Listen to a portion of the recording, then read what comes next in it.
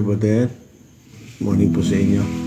Ngayon po ay nasa insight po tayo.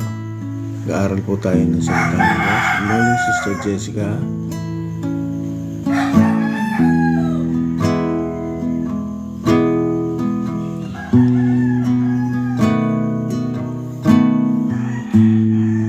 Tayo po tayo ng konti para sa iba nating kasama.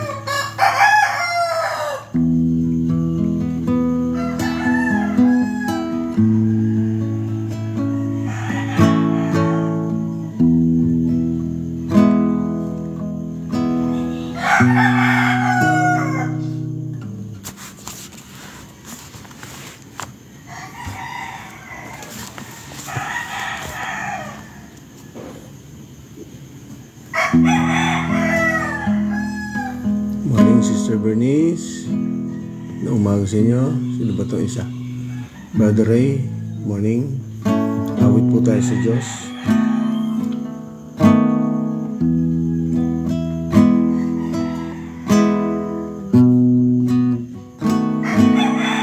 One holy night you brought the promise from a virgin. The promise grew as she revealed to us your heart, and during love displayed throughout His crucifixion, and in the dark you tore the grave and death apart. Oh Lord, I stand amazed at the wonder of your deed, and yet a greater wonder brings me to my knees. Lord, I praise you because of who you are, not just for all the mighty things that you have done. Lord, I worship you because of who you are. You're all the reason that I need to voice my praise because of who you are. Lord, I praise you because of who you are, not just for all the mighty things that you have done. Lord, I worship you because of who you are. You're all the reason that I need to voice my praise because of who you are.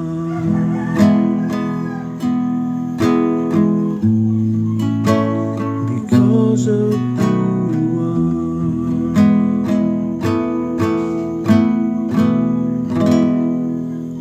Good morning, Sister Michelle, Sister Angie, Sister Jade, good morning. Magandang umaga sa inyo. Palain po kayo ng Panginoon. Samahan niyo po ako ngayon sa umagang ito sa pag-aaral ng salita ng Diyos upang una, lumakas tayo spiritually. Pangalawa, malinang ang ating kaisipan tungkol sa mga bagay na may kinalaman sa salita ng Diyos. Ang pag-aaralan natin ngayon ay nasa Lucas, pero bago lahat, tayo pong lahat ay manalangin. Ama, purihin kayo, dakilang Diyos. Samahan niyo po kami sa umagang ito. Buksan po ninyo ang aming umaga na isang napakagandang umaga, maaliwalas, puno ng pag-asa, puno ng pag-ibig, puno ng pag-uunawa, at puno ng pagpapala na nagmumula sa inyo. Lahat po kami, Panginoon, na inyong mga anak ay inyong patnubayan. Magalak po nawa kayo sa mga bagay na aming ginagawa. At sa umagang ito, tulungan niyo pong maunawaan namin ng mabuti ang lahat ng inyong nais parating sa bawat isa. Purihin ka. Ito po ang aming dalangin. Sa pangalan ng Panginoong Jesus. Amen. Okay, good morning. Manggising na tayo. Good morning sa inyo. Napapanaw na yung mensahe ng Panginoon. Ito'y tungkol sa pagsilang ni Jesus Christ. Malapit na po yung Pasko. Bagamat hindi ito yung eksaktong date ng kapanganakan, pero tunay na nangyari ang isang kaganapan na pinakamaganda na nangyari sa buong mundo. Ika nga ay phenomenal. Napakakaibang pangyayari. At bukod tanging ang Diyos lamang ang may kayang gumawa ng pangyayari na ito. Kaya bulay-bulay natin yung Word of God. No? Basahin natin mula Lucas chapter 2 mula verse 8 hanggang 20. Ganito po ang nasabi. Sa lupaing iyon ay may mga pastol ng tupa na nasa parang na nagbabantay sa kanilang kawan sa gabi.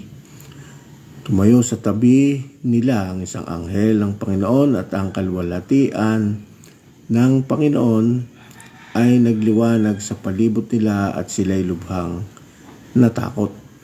Kaya't sinabi sa kanila ng anghel, huwag kayong matakot sapagkat narito dala ko sa inyo ang magandang balita ng malaking kagalakan para sa buong bayan.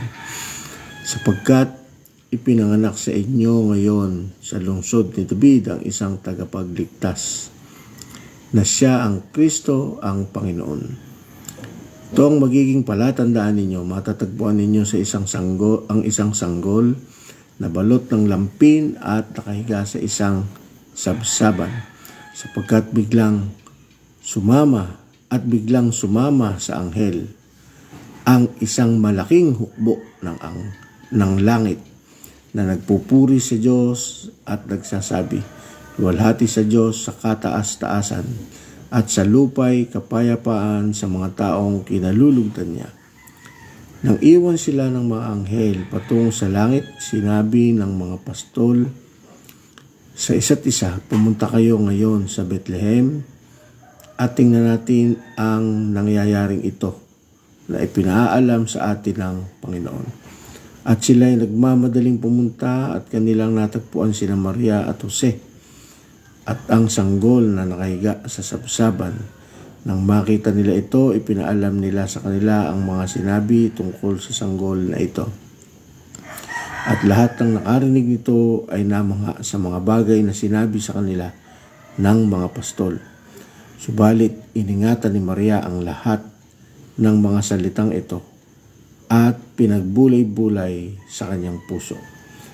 Pagkatapos ay bumalik ang mga pastol na niluluwalhati at pinupuri ang Diyos dahil sa lahat ng kanilang narinig at nakita ayon sa sinabi sa kanila. Morning, Sister Mayet. Praise the Lord. Sa puri ng Diyos sa pagkakabasa ng kanyang banal na salita.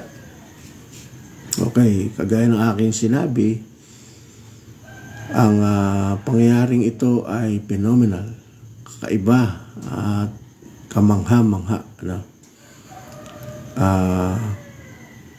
Simula pa nung umpisa na nilalang ang mundo na nagkasala si Eva at si Adan, ay nagpropesiya na ang Diyos patungkol sa isang tagapagligtas, sa isang Mesyas. Genesis chapter 3 verse 15 pa lang ay nakapropesiya na si Jesus Christ. At maraming paghahambing ang ipinakita bago dumating yung pagkakataong ito. No? Kay Abraham na inihandog si Isaac isang typical na o isang tipo na paghahalintulad sa paghahandog sa Mesyas. Yung kay Noah, yung daong nung bumaha, simbolo ang daong na ang kaligtasan ay walang iba kundi si Jesus Christ lang. At isa ang pinto ng daong, isang pinto lang papasok, napakalaking daong pero isa lang, na sumisimbolo kay Jesus bilang siya ang daan, siya ang pinto. Sabi niya, I am the door of the sheep. Kaya marami propesiya bago pa dumating si Jesus Christ. Morning, Brother Anjo. Kaya naman, inabangan yan ng mga pinagpaalalahanan ng Diyos simula pa nung umpisa.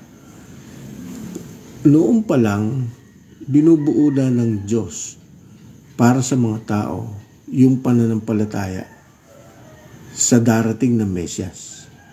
Iniintay nila yun, pinapanampalatayaan na nila yun.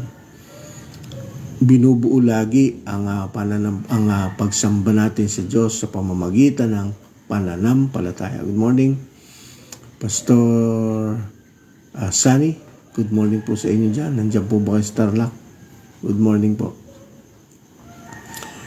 At dahil sa mga tipong iyan, ang kahalintulad ng Panginoong Hesus, na inihalintulad sa Panginoong Hesus, simula pa nung umpisa, nabubuo na yung pananampalataya ng mga tao na talagang may darating na isang Mesyas na magiging kaligtasan ng buong sanlibutan.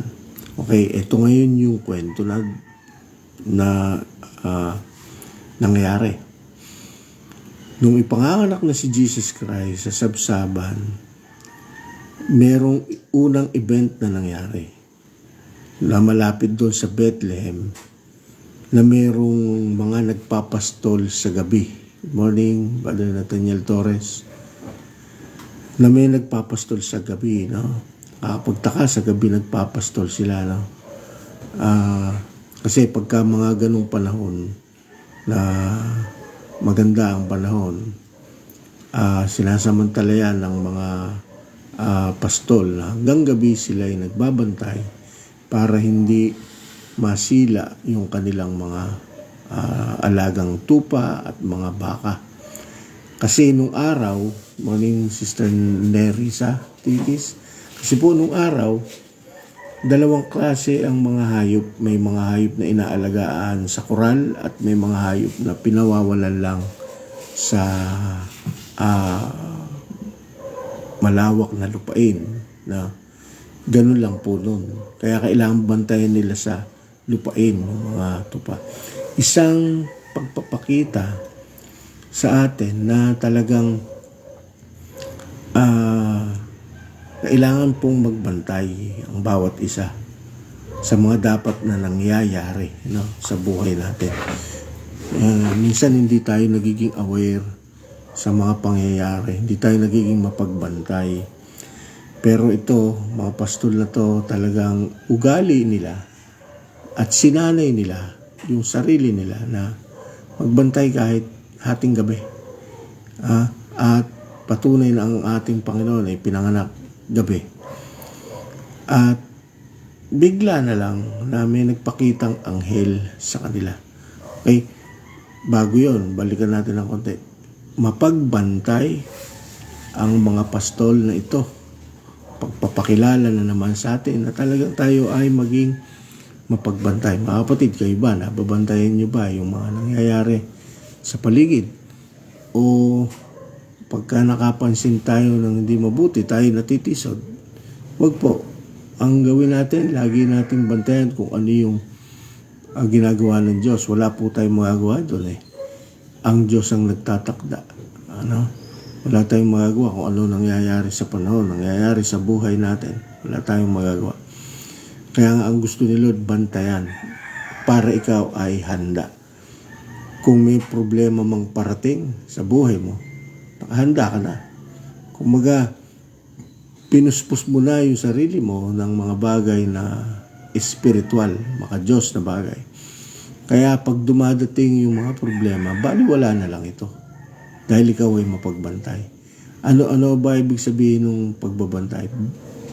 Beforehand, bago pa mangyari ang isang bagay, nandun ka na. Diba? Yung mga pastol, bago pa maagaw ng mga maninila o ng lobo o ng leon, yung kanilang mga alagang hayop, nandun na sila. No? Para pagdating, hindi pa nakakarating mabuti, nabubugaw na nila. Okay? Ganun yung gusto ituro sa atin ni Lord tungkol sa mga bagay sa pagiging pastol. No? Kayo, ikaw, mapagbantay ka ba? Sa mga signs and wonders na nangyayari, na talagang malapit na si Lord dumating? Kasi dapat lalo kang nagpupursigi sa gawain ng Panginoon dahil alam mo parating na ang malapit na dumating si Lord. No? Dapat mapagbantay ka. Kagaya ng isang pastol. Okay, nagpakita sa kanila pagdating doon, dahil sila'y nagtitiis sa lamig ng gabi, may nagpakita sa kanilang anghel at ibinalita sa kanila na mayroong isang isisilang na ang palatandaan ay sa sabsaban na nababalot ng kumot. No? Palatandaan na ito daw ang Mesyas, ang magiging tagapagligtas ng sanlibutan. Tanong na pagtataka, bakit sa pastol sinabi? Bakit hindi pinagkatiwalaan ng Diyos yung mga leader nung bansa na yon, yung bayan na yon? Bawa yung mayor o yung sa Bethlehem o yung barangay captain nila. Good morning, Sister Angel Liza. O yung kung sino man na may impluensya. Bakit hindi yon ang pinagkatiwalaan ng anghel na unang makakita sa isinilang na sanggol? Bakit? Di ba pumasok sa isip natin yun? Base sa mga Bible scholars, ang mga anghel daw kasi, ang mga pastol daw kasi, sila yung mga credible persons nung araw. Sila yung mga tapat, ang mga pananalita. Tapat sa pananalita, tapat sa mga kilos, sa mga gawa. Kumbaga, katiwa-tiwala sila. Yung mga pastol ay sumisimbolo na pinagkakatiwala ang mabuti ng Diyos. Kaya itong mga example na to ay may reflection pa rin sa buhay natin ngayon. Kaya nga, ang itinalaga ng Panginoon sa Biblia, sa mga huling magiging panahon, kung sino yung mga ngalaga ay mga pastor, mga pastol, nag-aalaga ng tunay na kawan ng Panginoon. Sa kanila nagpakita dahil may tiwala ang Diyos sa kanila, nakikita sa puso nila. Kaya yung mga tinatawag ng Panginoon sa paglilingkod, yung mga nagpapasol, bakit ka tinatawag, bakit ka nagkaroon ng mga bagay na may kinalaman sa paglilingkod? Kasi nakita ng Diyos yung puso mo na credible ito. No? Kaya yung panawagan sa atin ng Panginoon, huwag nating pagdudahan, maging ang ating sarili. Hindi lang naman yung may kakulangan sa pag-aaral o ano pang bagay ang minsan nawawala ng tiwala sa sarili. Kahit mga matatalino o mga puno ng kaalaman o maraming naiintindihan, may mga skills na iba-iba, may talento, nagkakaroon din sila ng pagdududa sa kanilang sarili o hindi pagtitiwala sa kanilang sarili. Nakakayanin ang isang gawain na ibinigay ng Panginoon. Pero dahil ang Diyos ang nagtiwala ako'y naniniwala na magtatagumpay yun. Once and for all, ang gusto din naman ng tao talaga sa buhay niya ay magtagumpay. Kaya kung gusto mong pagtiwalaan ka ng Panginoon, maging isa kang tunay at tapat na mananampalataya at isang credible na tao, mapagkakatiwalaang tao, ang salita ay isang taong ang salita ay mapaniniwalaan mo. Pag narinig ng iba na ikaw ang nagsalita, nagtitiwala sa iyong sinabi.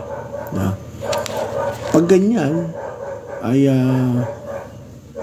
magtitiwala ang Panginoon. Matutuwa sa atin at pagtitiwalaan tayo. Pagpapalain tayo, gagabayan. Okay?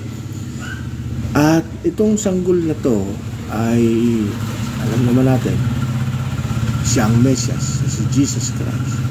Pinanganak siya. Ang isang nakakamanghang bagay dito ay nagpakita ang isang anghel at nang ipinanganak na si Jesus Christ, nagpakita pa yung mas marami pang anghel sa mga pastol at nagliwanag ng buong ng napakaliwanag na bagay napakaliwanag yung lugar. Naging parang umaga siguro. Simbolo na talagang ang Panginoon ang ilaw ng sanlibutan. Walang ibang ilaw, walang ibang pwedeng magbigay sa iyo ng liwanag. Ang nasa paligid, puro dilim ang ibinibigay. Minsan, kahit na pamilya natin, binibigyan ng kadiliman yung buhay natin. Pero huwag tayo mawala ng pag-asa. Dahil sabi ng Biblia, iwan man tayo ng kahit sino, mahal natin sa buhay, ang Diyos hindi tayo pababayaan. Sabi yun sa awit. Kaya, pagpapakita muli na ang Diyos ang walang ibang pwedeng pagmulan ng liwanag. Walang ibang pwedeng pagmulan ng kalinawan ng isip. Kung gusto mong malinawan ang isip mo, lumapit ka sa Diyos. Basahin mo ang kanyang salita. Maraming naguguluhan. Maraming di maintindihan ang buhay na ito. Kung paano kikilos, kung paano isasaayos ang buhay. Una, ikaw, ilapit mo ang iyong sarili sa liwanag, sa salita ng Diyos upang maliwanagan ang iyong isip, upang mabuksan.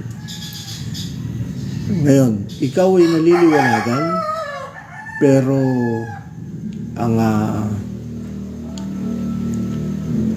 nasa paligid mo ay hindi naliliwanagan, maapektuhan ka rin. May hirapan ka rin. Kaya ang isa pang pinakamabuting bagay, hindi yung lugar mo lang ang dapat na naliliwanagan, hindi lang ikaw. Ang dapat na naliliwanagan ay yung mga tao sa iyong paligid.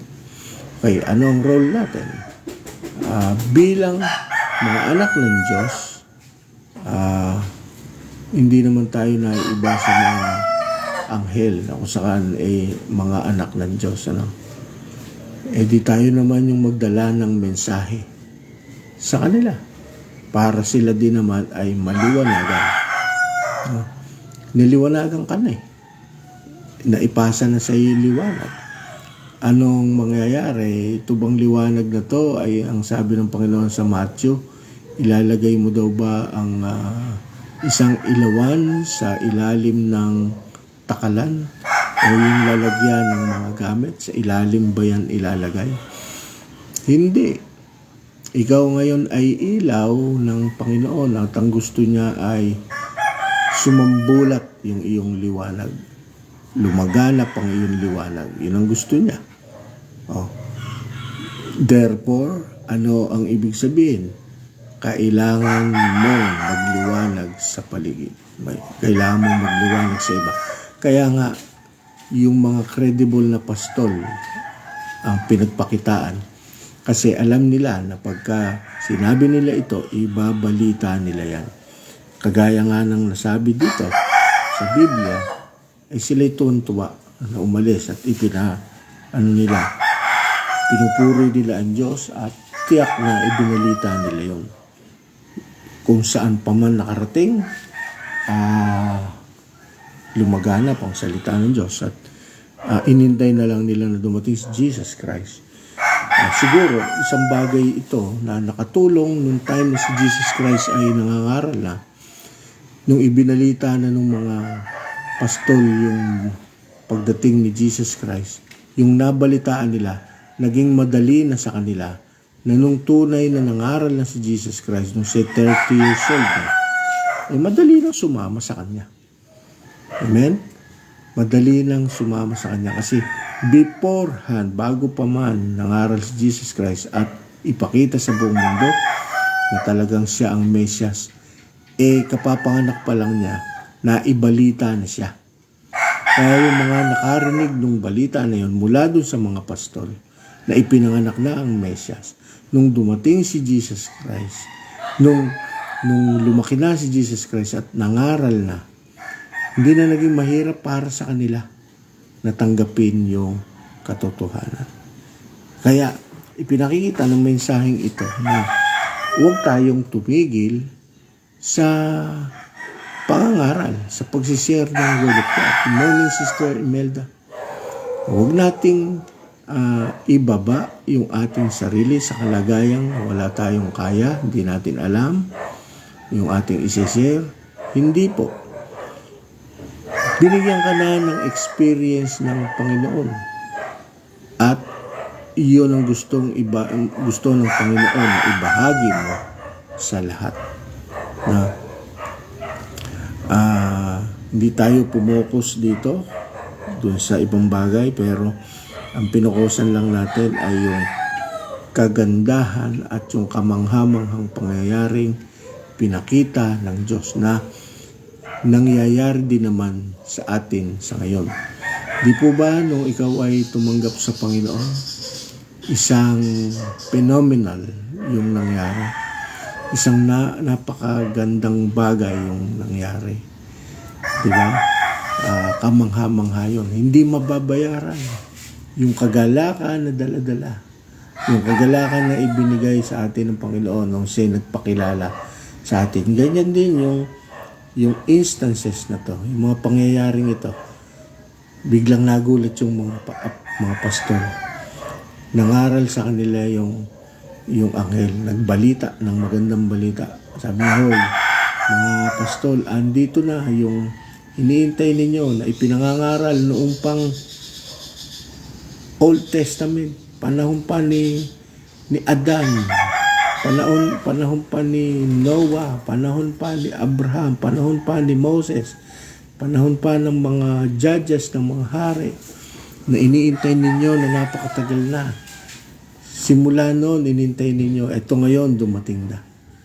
Okay? Parang ganun din tayo. Kung hindi pa tayo nakakakilala sa Panginoon, lagi natin sinasabi, kailan ba magiging mabuti ang buhay? Kailan ba maayos ang magulong buhay na to? Diba? Kaya, dumating si Jesus Christ, ibinalita sa atin na siya ang kaligtasan. Yung tinanggap natin, naging kamangha-mangha yung buhay natin. Na ayos, na bago. Natanggal yung mga bagay na nasa sa atin na masasama. Lahat ng madidilim na bagay, lahat ng pangit na bagay, lahat ng madidilim na bagay sa buhay natin, tinanggal yon. Nasapawan yun ng liwanag. Kaya nga dito, nung dumating yung anghel, nagliwanag yung buong lupain. No, nakita nila yun. Hindi ito parang panaginip sa kanila. Nagliwanag yung buong lupain. No? Symbolizing na hindi mananaig ang dilim sa buhay ng tao. Kapag nasa iyo si Jesus Christ, which is the light of the world. Si Jesus ang light. Pag nasa atin siya, maliliwanagan po tayo. Na yung mga bagay na gumugulo, nagiging maayos, hindi nagiging magulo. Yung mga bagay na tila ba wala ng kasagutan, biglang nagkakaroon ng sagot. Yung mga bagay na may kakulangan, biglang nagkakaroon ng kasapatan. No? Kaya nga, sabi ng mga anghel, no, kumanta pa yung mga anghel, sa verse 14 sabi, nagpuri yung mga anghel, nagsabay-sabay. Siguro napaka ganda ng boses doon. No? A cappella, walang drums, walang organ, walang gitara, kumanta yung mga anghel. No? Ano kaya boses ng mga anghel? No? Sabi, pagka maganda, boses anghel, di ba? Pagka ikaw nasabihan ka na boses anghel, ibig sabihin, ang ganda ng boses mo. Di ba? Ano yung ginawa ng mga anghel? Nagpuri sa Panginoon. At sabi, walhati sa Diyos sa kataas-taasan at sa lupa'y kapayapaan sa mga taong kinalulugdan niya. Take note. Kapayapaan sa mga taong kinalulugdan niya. Okay, gusto mong kalugdan ka ng Diyos? Nako, hindi mangyayari sa magandang bagay kung hindi nalulugod si Lord. Malulugod lamang siya kung ikaw ay may maayos na ginagawa. Pag nalugod siya, bibigyan ka niya ng kapayapaan. Purihin ng Diyos, no? Dumating sa buhay natin si Lord. Wala na tayong hahanapin pa sa buhay na ito. No? Kung may hinahanap ka pa man at tila ba may kulang, magtanong ka sa sarili mo, baka si Lord ay hindi pa nandyan. Kasi hindi maaaring masustentuhan ni Jesus Christ ang buhay mo na maging mabuti ito. Hindi po pwedeng magkaroon ka ng kalungkutan samantalang sinasabi mong nasa iyo si Jesus. Malabo yun. Pag nasa iyo si Jesus, hindi ka po pwedeng malungkot. Hindi ka po pwedeng mawala ng pag-asa. Lagi kang nakangiti, laging buhay, laging active. No, hindi ka nagpapaawa sa sarili. Kahit may sakit ka, masaya ka. Kahit may problema ka, mabigat, masaya ka. No? Kahit may gumugulo sa iyo, nagiging masaya. Okay? Kung baka maitanong nyo, kahit po ba pastor, ubos na ang pera, o nalugi, o nagkautang, no, kagagawan mo yon. Bakit ka nagkautang ng ganon? At ikay nalubog, huwag mo sisihin ng Diyos doon. Pero merong paghango sa mga ganyang kalagayan. Pwede kang mahango sa ganyang kalagayan. Dahil nasa iyo na si Kristo, hindi ka nagagawa ng mali. Lahat ng desisyon mo magiging tama. Dahil sinasaliksik mo ang Word of God. Okay? Recap tayo. Dumating na sa buhay natin. Ulitin natin ng konti. Conclusion tayo. Dumating sa buhay natin si Kristo. Ibinigay sa atin ng mga katiwa-tiwala, credible people. Ikaw yun. Nagliwanag siya. Ibinalita niya sa iyo ang isang kamanghamanghang balita na mayroong tagapagligtas na magliligtas sa mga tatawag sa Kanya. At may role ka naman ngayon. Bakit sa iyo ipinaalam yun? Pinaalam sa iyo dahil kailangan mo din naman itong ibahagi upang kumalat ang liwanag sa buong sanlibutan. May role po tayo. Amen? Huwag po tayong magpatumpik-tumpik. Huwag tayong huminto. Tamarin. Akayin natin lahat ng pwede nating akayin sa harap ng Panginoon upang magkaroon ng kaligtasan at maging maganda ang buhay ng bawat isa. Marami pong salamat sa inyo. Good morning pong muli, Sister Kim.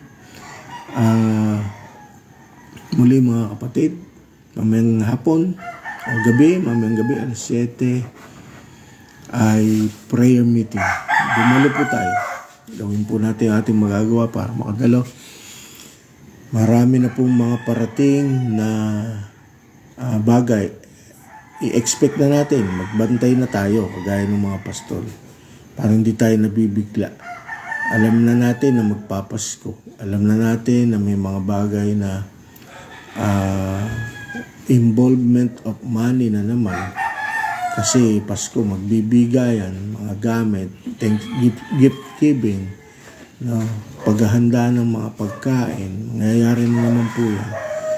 Kung ginagawa natin yan sa pamilya, di mas mabuti din namang gawin natin yan para sa Panginoon. Kaya pagdating ng time na tayo tinawag ni Lord sa mga gawain kagaya ng sambang gabi, sumama po tayo. Makiisa naman po tayo. Pagka tinawag tayo na magbigay, kapag tayo kinarulingan, gawin din po natin. Kaya expect the unexpected kasi nakabantay ka nga eh. Magbantay tayo. Pagtapos darating pa yung Thanksgiving, no? Marami tayong gawaing parating. Bantayan natin. Huwag tayong maglaan sa mga bagay na hindi naman makakapagbigay sa Panginoon ng kaluguran. Maglaan tayo, mas ilaanan natin yung mga bagay na para sa Panginoon. Pagkatapos ng Thanksgiving, mismo December 25, kikilos na naman po tayo. Hahayo na naman po tayo. Pupunta na naman tayo sa malayong lugar. Tinatawag na naman po tayo ni Lord sa baler. No? Kaya, pag-pray natin yun. Sama niyo po sa prayer. Magliliwanag ang salita ng Diyos kahit saan sulok ng mundo ng Pilipinas. Maraming po salamat sa inyo. Naway meron po kayo napulot ng mabubuting aral at mahamon po nawa ang bawat isa na gampanan ang kanyang role bilang isang nahayagan ng anghel, nahayagan ng Diyos na magliwanag sa kapwa. Maraming po salamat. Purihin po ang Diyos. Tayo po'y manalangin. Ama, salamat sa iyong kabutihan. Patnubayan mo ang bawat isa sa umagang ito. Gawin mong maligaya, gawin mong mahusay ang buong araw ng bawat isa. Salamat po sa nagtiyaga. Salamat po sa mga nagtiis. Salamat sa mga nakinig at natuto ng inyong salita. Purihin ka, patnubayan niyo po at gabayan at pagpalain ang bawat isa. Pour out your blessings, Lord. Pakita niyo po kung paano niyo pinakita noon ang kamanghamanghang bagay. Ganun din po ang gawin ninyo sa buhay ng bawat isa. Purihin ka, ito po aming dalangin sa pangalan ng Panginoon Jesus. Amen. God bless po sa bawat isa. God bless. Palay po tayong lahat ng Panginoon.